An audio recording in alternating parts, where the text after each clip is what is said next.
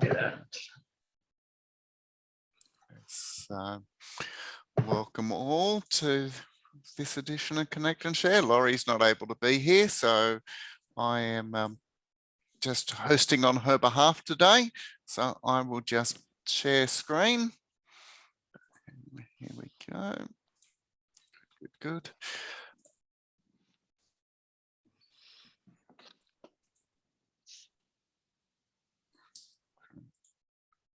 All right. So as per usual, welcome and acknowledge the traditional owners on the lands of those who are here, but also those who will be viewing later. So I come from I'm with the Darug country, is where I'm located. As is, I'm guessing the picture that we're looking at there as well.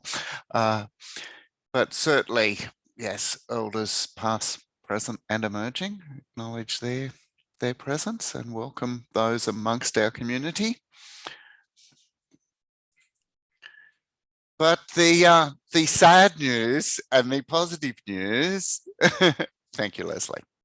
So all that you have done, and there was a comment made last week that I completely agreed with and would like to share again from my own perspective is, might not have interacted a lot directly with you, Leslie, but the small things you did that just made things easier was so appreciated.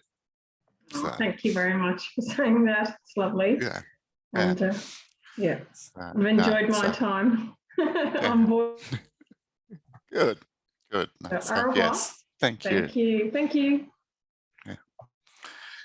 Yeah. Here we go. The standard reminders from Laurie. So, child safe. 1 February, we need to make sure we've implemented child safe standards. Now, there is a whole range of information there. I would say it's not overly difficult, but yes, we need to be implementing child safe standards in all organisations that are working in child environments. So where Outdoors New South Wales is engaged from the sport and rec sector, which is great. And able to share information. So look, there is a lot of information out there, so it should be easy for any organisation to get child safe if you're not already there. The typical reminders of funding, lots of things out there. Government fees and rebates, Dine and Discover are still existing, safe work rebates, small business loan scheme. So more of that coming up and existing. And ACT small business hardship scheme was very much, so both those, New South Wales and ACT, have been very much around COVID as well, on a level of support there. So check those out, links are there. So you can copy those down, go check those out. Certainly, if you can access money, then it's a good deal. Things coming up, New South Wales School Policy Disadvantage Fund. So really the rough go through I've had of this is it's going to be quick, but it really is about, look, if there has been problematic areas, then you could be able to access funding to help cover and help deal with any disadvantages that have occurred. Now, very much based around the school side of things, but the business support is looking back at current and previous months and looking at opportunities. So a little bit of support still available from New South Wales business side of things. The ATDW, Australian Tourism Database, I can't remember what the W is, but yeah, the national database that all of the states and territories are involved in. It is free, but some good data in there. So certainly those who've got any tourism engagement, there's a lot of useful information there. So Dine Discover, stay, make use of those as much as possible, promote it. It's not going to be out there forever. The experience logo for the Office and Sport and Marketing program, get it out there so that you can promote it. So don't forget that where you've accessed grant money, promote it and actually use logos where possible.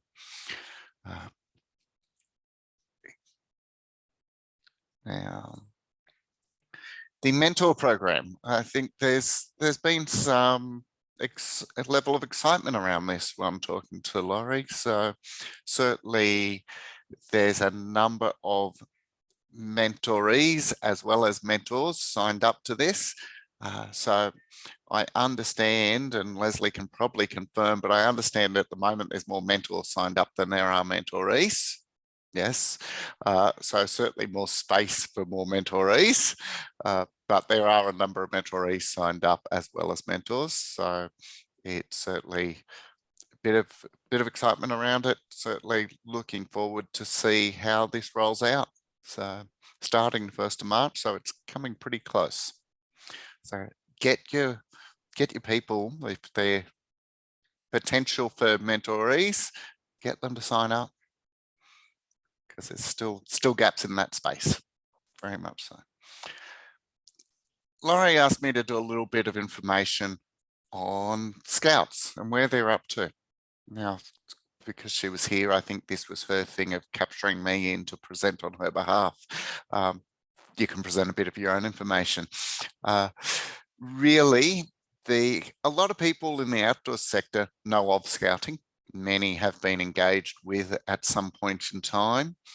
But I guess the point that I'm just highlighting here is, yes, we use the outdoors, definitely, in Scouting, but Scouting's done as an education movement, non-formal education, typically. Yes, we use the outdoors a lot, but it is a means to education, just like many of our outdoor ed providers out of Outdoors New South Wales, ACT. It's a part of broader education. We use other things other than the outdoors as well, but our purpose really is to just get more responsible citizens and members of our communities, is the outcome we're looking for in Scouting. So, but I thought I'd then go on to just talk about some of the connections and what's happening and how Scouting very much fits into what the rest of the industry, the broader industry, is dealing with from an outdoors perspective. So Scouts Australia has a youth program. Now, that is what most people know Scouting for. A big thing that we've been through over the last 8 years, and a meeting coming up in a month's time will finalise the 8 years worth of work, is we've had a very full program review. The entire Scout program has been reviewed over the last 8 years, implemented, which is why the handover meeting happens in a month's time, because full implementation is now effectively occurred. This is to give you an idea of the level of work. It's taken 8 years, many hours of contribution from many people, but it is the first full review that Scouts Australia have done of their program since the mid-70s. Now, that's not to say there haven't been changes, there haven't been reviews, but whole organisation, whole program review, first one since the mid-70s. So as I go on a bit further, I'll tie that back a bit more to the outdoor side. Child safe organisation, just like the others, and that note from earlier about standards are in place from 1 Feb. Well, we went through the Royal Commission into institutionalised child abuse, and Scouting got some, while there were some negative cases, some rave reviews about how to handle that space. Might mute you, David.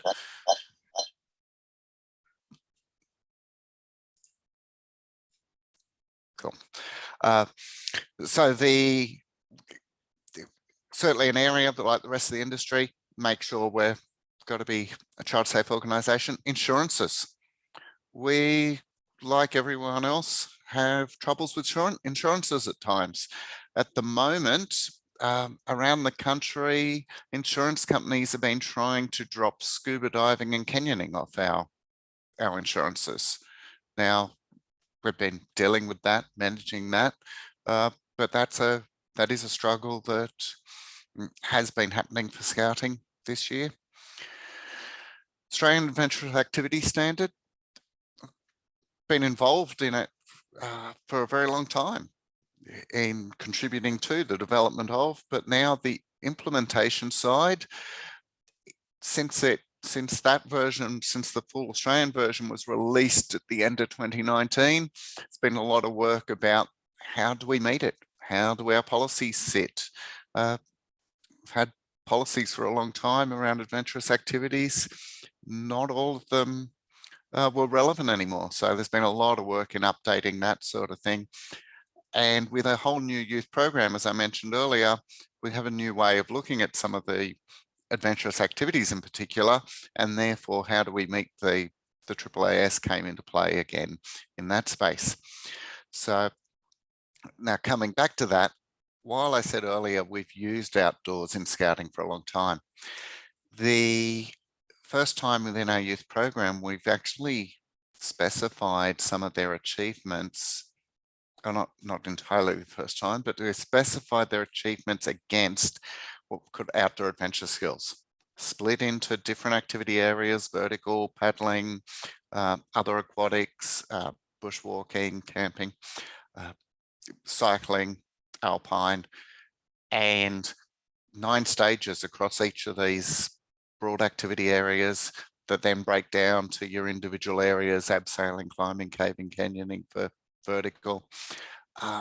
And so over that point, 9 stages across those activity areas, taking youth members from 5 years old to 25 years old. So fairly broad range. We're not expecting a 5-year-old to be able to achieve stage 9, which is starting to think about things like multi-pitch and whitewater. But we do have some of the 20-year-olds who joined from the community for the first time and have never done any of this. Now, obviously, they tend to move a little bit quicker through "this is how you put on a harness" than some of the 5-year-olds do. But it's that staged approach right through for all youth members. Here's how we engage with outdoor adventure skills. Now, that's been a huge change in our youth program. So another side of that means our adult training around how do we support adventurous activities has also had to be reviewed, because if you've got a change in the youth program, you change your adult training. So massive amount of work there in getting that up to speed, making sure that there's alignment to the qualifications that are out there and the adventurous activity standards at the same time. All of this, in the majority, conducted by volunteers. So Scouts as an organisation is size-wise is comparable to Westpac or University of New South Wales. Yet there are just over 100 employees around the country. The majority of scouting is run by volunteers. So we've got a massive education program that we need to get that adult training to bring people up to speed quickly, effectively out there running activities. Now, in the outdoor space, there's also running the activities and managing the risk. So one of the things we've done for many years is use the units of competency and qualifications in the outdoor space as a part of the risk management. If the leaders meet those requirements at different levels, then we know we're meeting the community expectations. So that's a significant lot of work that's occurred in the last couple of years with changing the youth program to include outdoor adventure skills, changing the adult training to meet the Australian Adventurous Activity Standard, the youth program, and the changing qualifications, and getting all that rolled out to a whole cohort of volunteers. Bit different to your paid staff, who you can say you've got to have this or else you're not getting paid. So the challenges are slightly different. Now, I know that the people on the call have some idea of scouting. Margot, David, Leslie already do. But, you know, we've had quite a few changes. So just before I move on to the rest of the Outdoors New South Wales ACT items for the recording, did any of you have any questions, comments?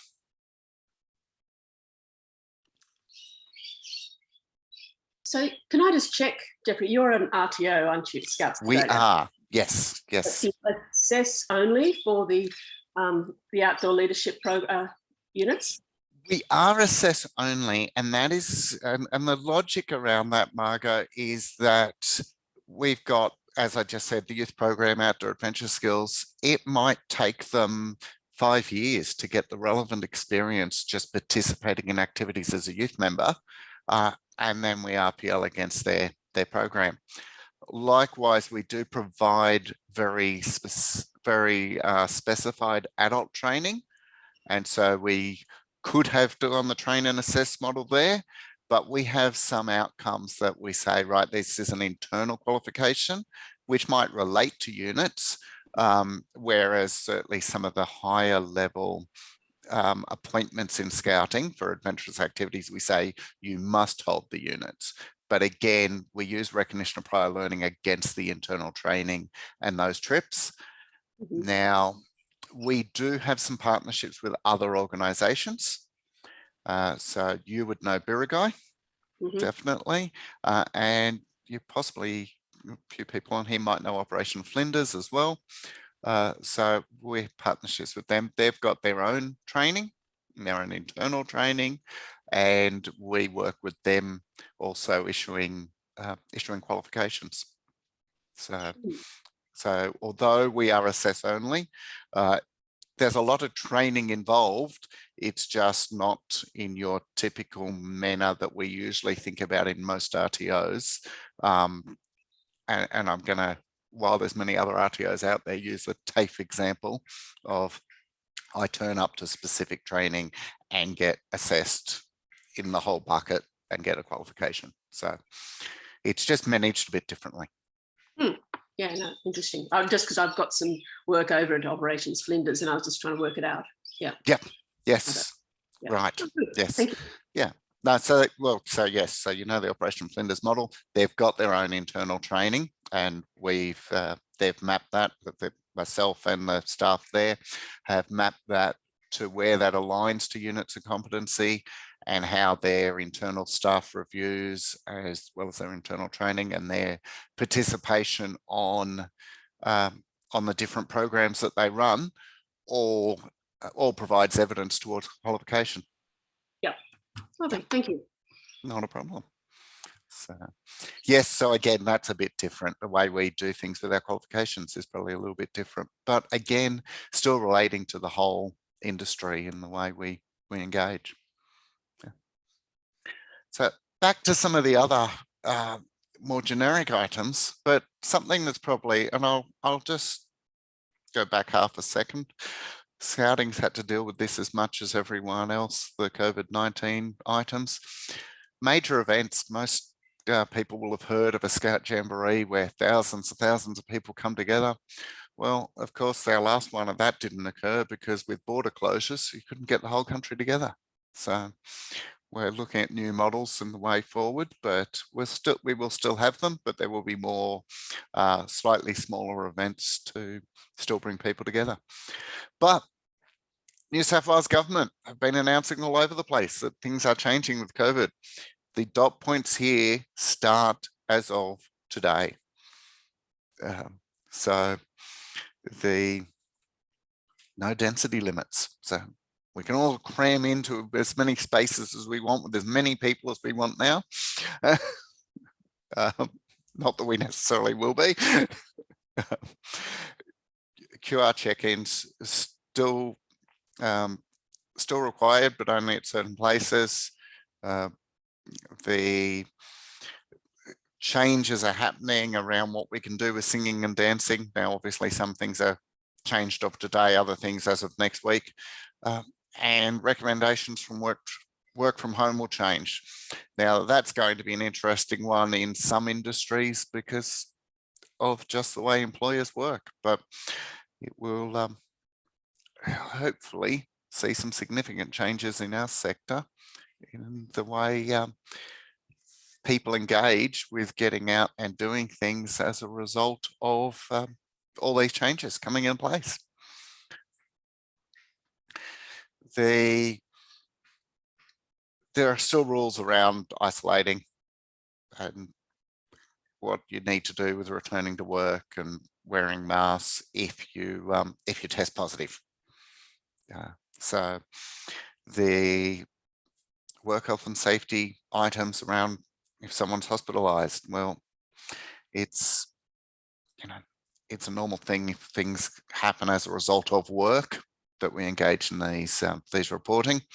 So it just normal health and welfare of our staff is a big factor in whether it's COVID or the common flu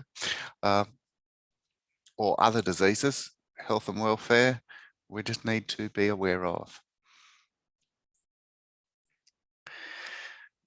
Manage COVID in program activities. Now, this was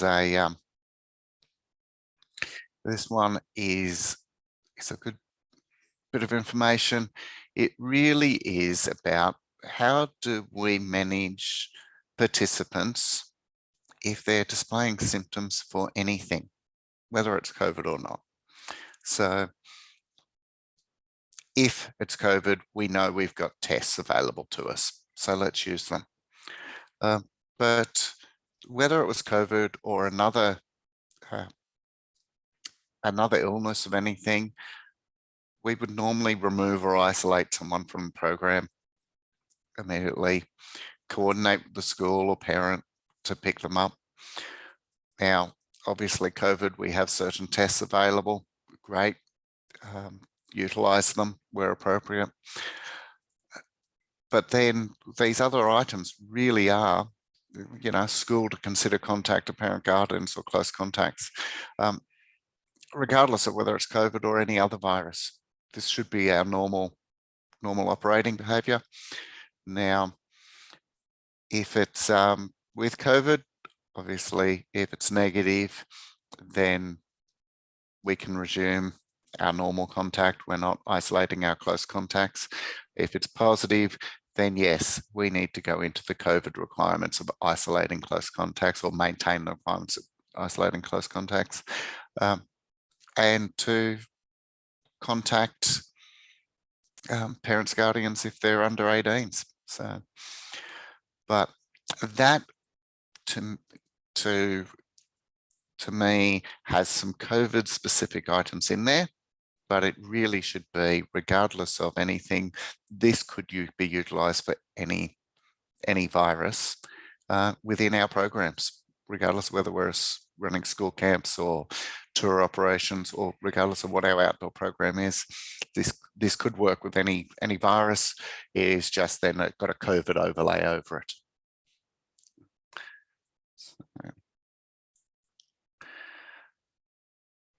Notes to consider. Now this one then comes into, we're looking very much as a school and a camp provider type of thing, but in many ways, but who organises that risk management? Clearly the provider. The transport, if you're sending someone home early, usually responsibility of participant or the organisation they've come with, such as the school.